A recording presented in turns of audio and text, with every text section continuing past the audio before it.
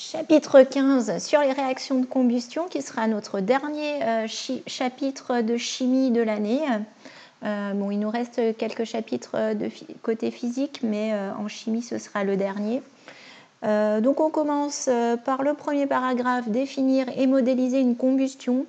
Donc une combustion, hein, quand on fait brûler quelque chose, on nous dit que ça nécessite la présence de 3 éléments qui sont représentés dans le triangle du feu ici.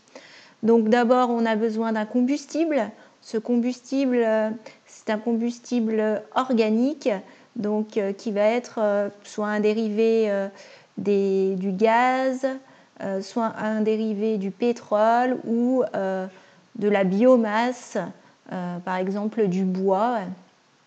Ça peut être aussi des végétaux, hein, ou par exemple le papier est issu du bois. Donc voilà les combustibles organiques, et pour qu'ils puissent brûler, on a besoin d'un comburant, par exemple le dioxygène de l'air, et on a besoin aussi d'une énergie d'activation. Donc on allume le feu en général, par exemple avec des allumettes ou avec une étincelle ou avec une forte source de chaleur. Voilà, et si un de ces 3 éléments n'est pas présent, on ne pourra pas faire un feu.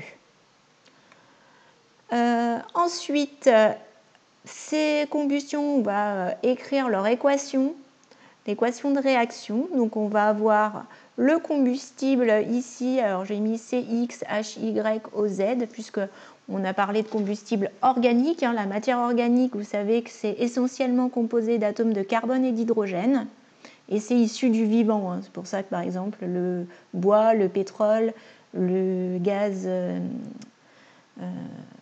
naturels sont issus du vivant. Et donc, essentiellement du carbone, de l'hydrogène, parfois aussi de l'oxygène. Et donc, ces combustibles organiques, ça peut être des alcanes, par exemple. Les alcanes, on avait vu un petit peu avant que c'était les hydrocarbures, donc uniquement constitués de carbone et d'hydrogène, ou ça peut être par exemple un alcool, par exemple l'éthanol, ou voilà, ce genre de molécule-là, qui est également une molécule organique.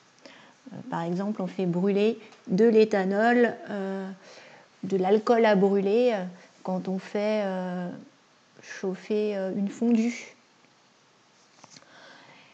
Donc, ce combustible, il va réagir avec le dioxygène. Alors là, en bleu, ce sont des coefficients stoichiométriques A, B, C, D qui sont notés, qui sont bien sûr à équilibrer dans l'équation de la réaction.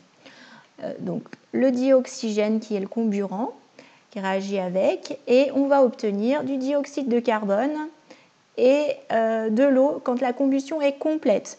Il arrive bien sûr que la combustion ne soit pas toujours complète. Si on vient à manquer de dioxygène, par exemple, à ce moment-là, en plus du dioxyde de carbone et de l'eau, il risque de se former du monoxyde de carbone, vous savez, qui est un gaz toxique, invisible, et quand je dis toxique, il est même mortel.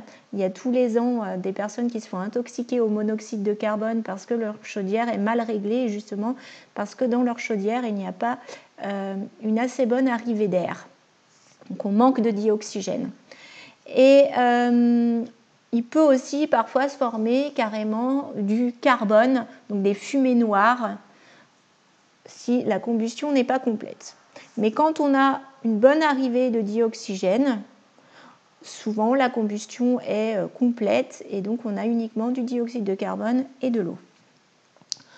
Ensuite, les réactions de combustion, il faut savoir que ce sont des réactions d'oxydoréduction avec des couples oxydants-réducteurs. Donc, par exemple, on a le couple O2H2O qui intervient avec O2, donc, qui était l'un de nos réactifs ici, O2, le dioxygène, qui est en fait un oxydant. Vous voyez qu'il est écrit en premier dans le couple, et dans les couples oxydants-réducteurs, vous vous rappelez, j'espère, que l'oxydant est toujours écrit en premier et le réducteur en deuxième. Donc, le dioxygène est un oxydant. Il va oxyder le combustible.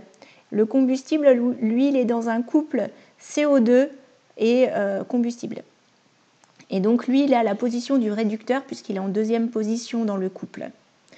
Et vous savez bien hein, que dans une réaction d'oxydoréduction, c'est toujours un oxydant qui réagit avec un réducteur. Donc là, on a le réducteur qui réagit avec l'oxydant. Et j'espère que vous vous souvenez comment écrire les équations d'oxydoréduction. On l'a fait dans la première activité du TP. Ensuite, les énergies thermiques libérées lors d'une combustion. On ne va pas traiter le paragraphe en entier, on va s'arrêter au pouvoir calorifique. Donc d'abord savoir que la réaction de combustion, c'est une réaction exothermique, puisque ça libère de l'énergie thermique qui va permettre d'augmenter la température du milieu extérieur autour donc, de notre système chimique. La température de l'air autour va augmenter parce que lors de la transformation chimique, le système chimique va libérer de l'énergie thermique, il va transmettre de l'énergie thermique au milieu extérieur, donc autour du système chimique, ce qui va permettre d'augmenter sa température. Le pouvoir calorifique, il faut savoir que c'est l'énergie libérée par la combustion complète de 1 kg de combustible. Donc, si on veut connaître la quantité, enfin l'énergie thermique totale libérée lors d'une combustion d'un combustible, eh bien, il faut multiplier la masse du combustible en kilogrammes par le pouvoir calorifique qui est en joules par kilogramme. En joules par kilogramme, hein, le pouvoir calorifique, puisqu'on a dit que c'était l'énergie libérée par la combustion de 1 kg de combustible. Donc voilà simplement cette formule qui sera à connaître, savoir donc bien que le pouvoir calorifique, c'est l'énergie libérée en joules par la combustion de 1 kg de combustible. Donc le pouvoir calorifique est en joules par kilogramme et il faut multiplier par la masse de combustible pour savoir l'énergie thermique totale qui a été libérée par une masse M de combustible. Voilà, pour la suite, il faudra d'abord qu'on ait fait l'activité 2. Je vous remercie de votre attention.